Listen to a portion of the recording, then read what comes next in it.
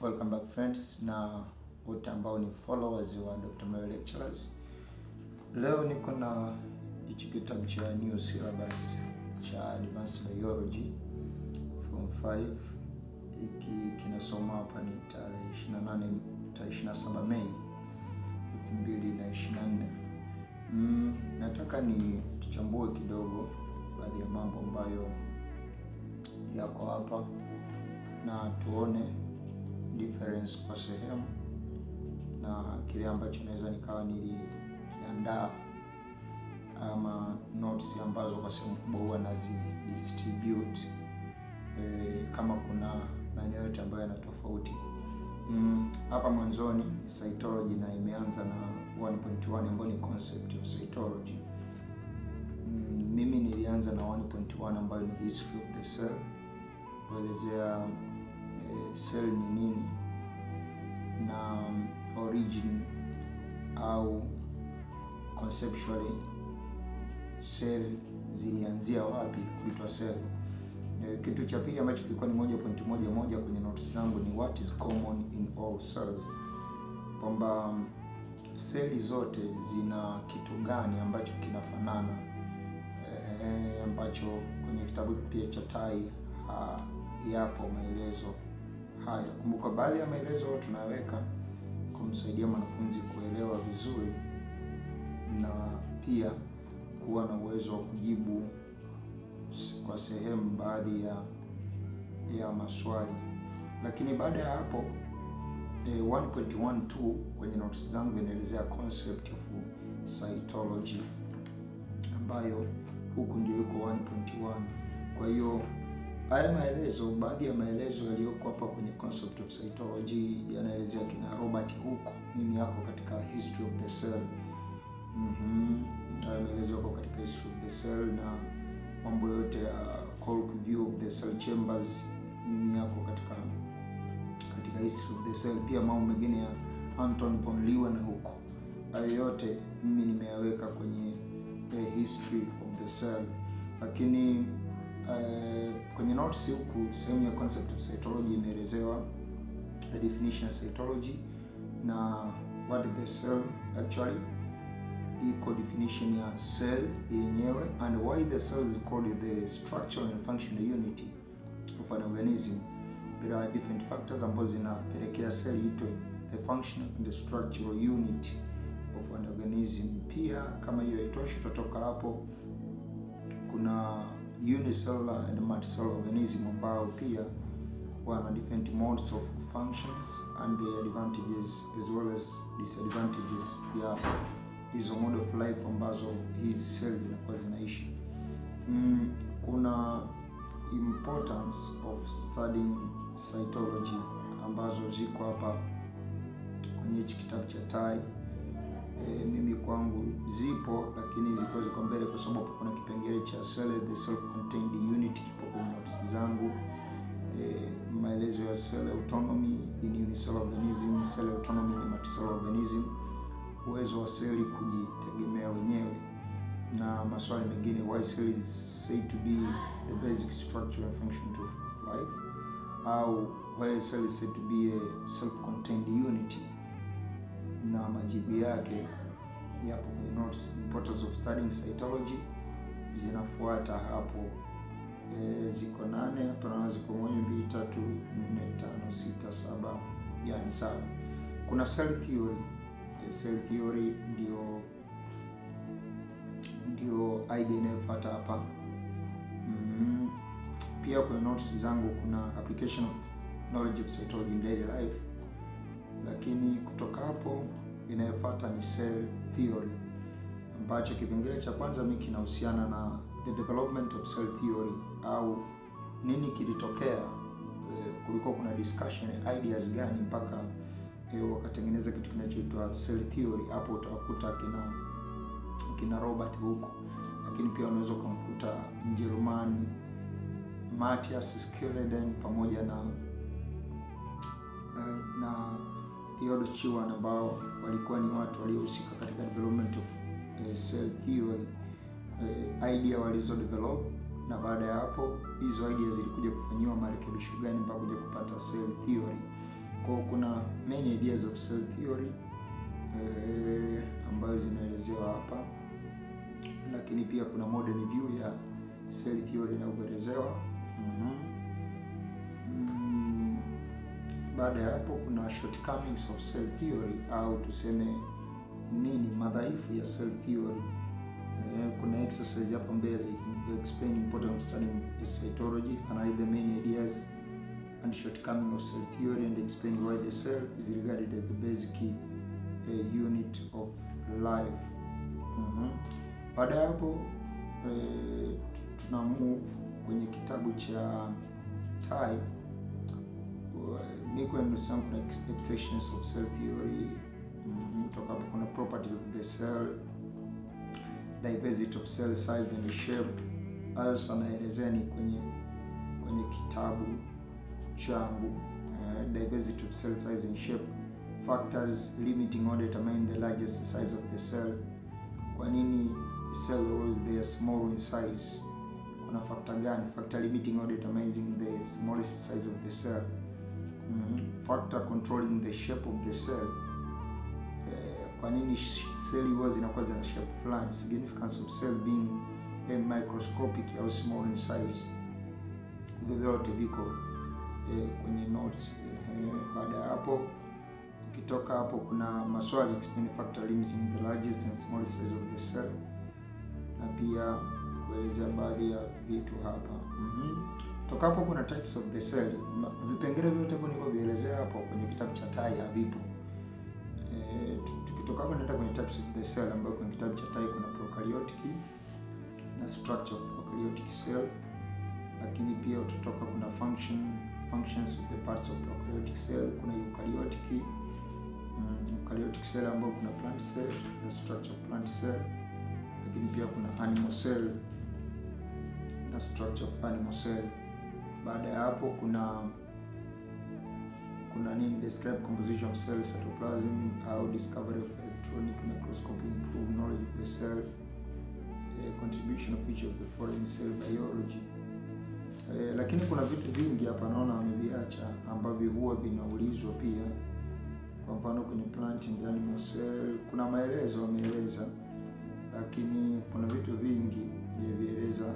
Ukisema prokaryotic, kuna characteristics of prokaryotic cell. Halafu kuna kwa mfano baadhi ya michoro inaeleza prokaryotic cell, the difference between the gram positive and gram negative bacteria au gram positive and gram negative cell wall, ambazo sometime huwa zinaulizwa kwenye maswali.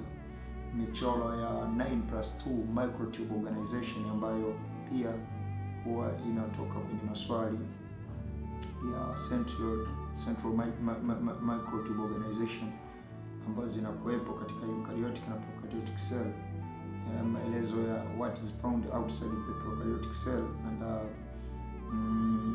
inside the prokaryotic cell. Baadhi ya maelezo ziada pia, why prokaryotic cell they important in study of biochemistry and molecular biology. Maelezo ya plasma membrane of prokaryotic cell na its function pia, hayo maelezo hayapo katika kitabu cha Tai. Pia kuna mambo yanayohusiana na physiological features of prokaryotic cell, yani features which allow it to perform different functions. Physiological features like functioning and things like that. Function of different parts of prokaryotic cell. Baada ya hapo move to the eukaryotic cell. Eukaryotic cell, and then characteristics of eukaryotic cell. What does it made of? Outside eukaryotic cell, what can we find the inside of eukaryotic cell? Physiological features of eukaryotic cell, pamoja na mwishoni kuna difference kati ya prokaryotic na eukaryotic. Haya maswali huwa yanaulizwa, lakini hizi difference kwenye kitabu cha Tai haziko. Utaenda kwenye plant, animal cell and plant cell, na maelezo mengi sana hapa yameelezewa, mengi sana. Kiufupi ni kwamba ninachokiona hapa kuna maelezo kwa mfano yanayohusiana na cell compartmentalization and division of labor, ambayo before moving to the discussion of organelles we need to understand the idea of cell compartmentalization. Cell compartmentalization simply ni kwamba seli inakuwa imegawanyika kwenye vipande ambavyo vinakuwa specialized to perform certain function. A cell is just like an industry ambayo we have a lot of department within the industry, and all of these departments, they are making sure kwamba kazi ya aina moja inafanikiwa kwenye kiwanda. Kwa hiyo kunaweza kuwa kuna department inayohusiana na malighafi. Hizi malighafi zitatoka hapa, zitaenda pale, zitakuwa transported, zitakuwa zimenunuliwa, zimefanywaje. Hivi vyote viko ndani ya cell.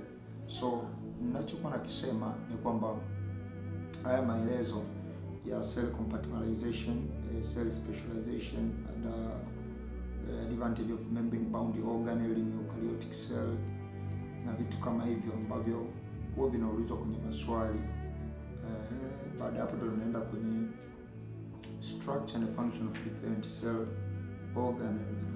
Hapo naanza na cell membrane, japo nimeanza na cell membrane mimi nimeanza na cell wall. So cell membrane tumeelezea the fluid mosaic model, the Daniel-Davidson model, the fluid mosaic model, function of plasma membrane, describe structure of membrane proposed by Daniel-Davidson.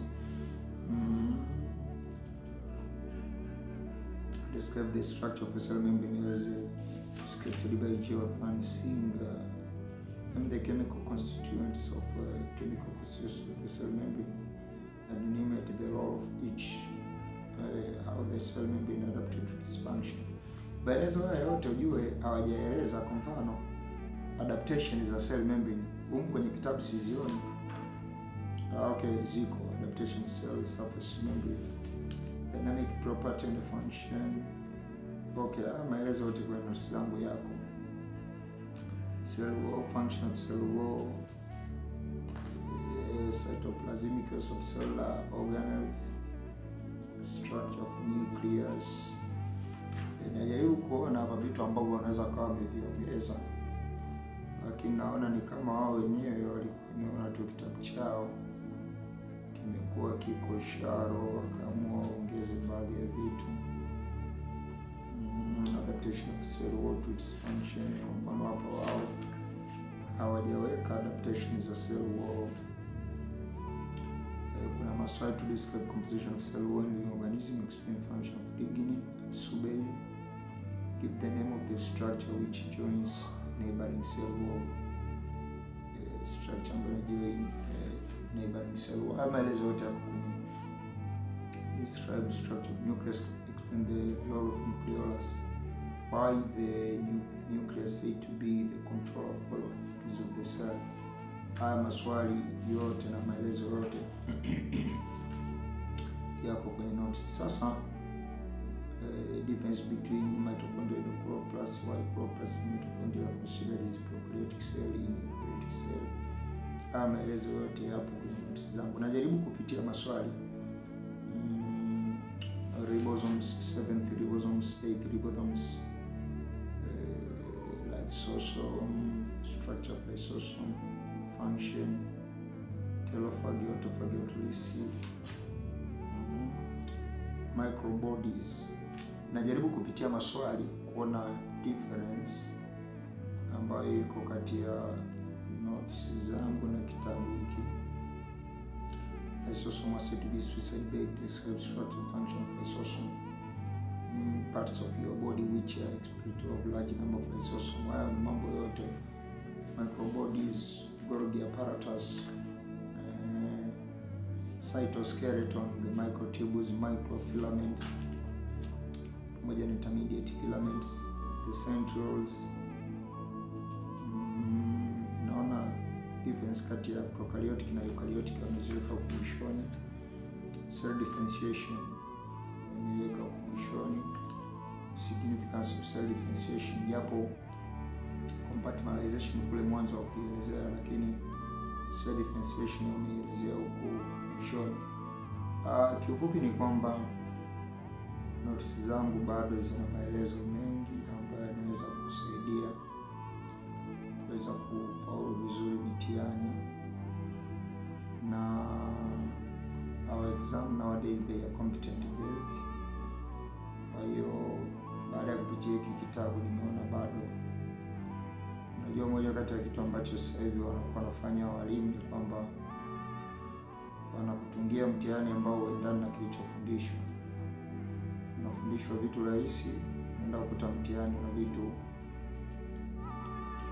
vitu vigumu. So ukiwa mbele ya muda ukawa unajua vitu vingi zaidi, unakuwa umefanikiwa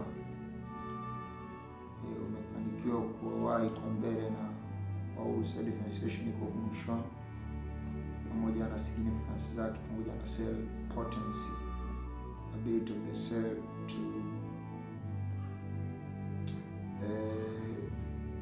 recreate or to produce other cells from itself. Anyway, that I say thank you for this time. Tutakuja wakati mwingine, tutachambua biochemistry, tuone vitu ambavyo wamejiongeza kwenye biochemistry. Lakini baada ya kufuatilia nimegundua ni kama karibu kila kitu kinaweza kikawa bado kwenye notes zangu kipo, tena vipo na vya kuzidi vingi tu. Reaction, michoro, maelezo, factors, adaptations, vyote tutaenda kuona kwenye biochemistry, lakini hivyo vitu vyote vipo kwenye notes zangu. So niwatakia wakati mwema, tutakutana wakati mwingine. Thank you and let I wish you nice studies.